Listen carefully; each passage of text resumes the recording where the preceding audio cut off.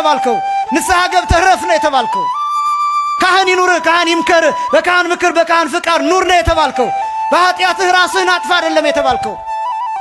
በኃጢአትህ ኮብልል አይደለም የተባልከው። በኃጢአትህ አጠፋለሁ አይደለም የተባልከው። ና ነው የተባልከው። ተመለስ ነው የተባልከው። ናና ስጋና ደም ተቀብለህ ነጭ ለብሰህ አምሮብህ ቤትህ ርፍ ብለህ ዋል ነው የተባልከው።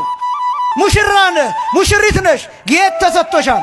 ቀለበት አለሽ፣ ኪዳን አለ፣ ደም አለ፣ ትኩስ ደም፣ ትኩስ ሁልጊዜ ትኩስ የሆነ የማጠብ አቅሙ የማንጻት አቅሙ የማይረሳ የማይዘወልግ የማያንስ የማይደበዝዝ ለዘላለም ትኩስ እንደሆነ ቢኖር በዘመናት የማያረጅ የማይሸት የማይከረፋ ነፍስ የተለየው መለኮት የተዋህደው ስጋና ደም አለህ። ማሰሪያው እሱ ነው፣ መያዣሽ እሱ ነው። በስምሽ የተጠራ ርስት አለሽ። በስምህ የተጠራ ርስት አለህ፣ መንግሥተ ሰማያት የሙሽራይቱ ርስት። ቅዱስ ዮሐንስ መጥምቅ እንደተናገረው የዮሐንስ ወንጌል ምዕራፍ 3 ቁጥር 29 ላይ ሙሽራይቱ ያለችው ሙሽራ እርሱ ነው ብሎ እንደተናገረው አለህ ሙሽራ። ሙሽራህን አክብረው፣ ሙሽራሽን አክብሪው።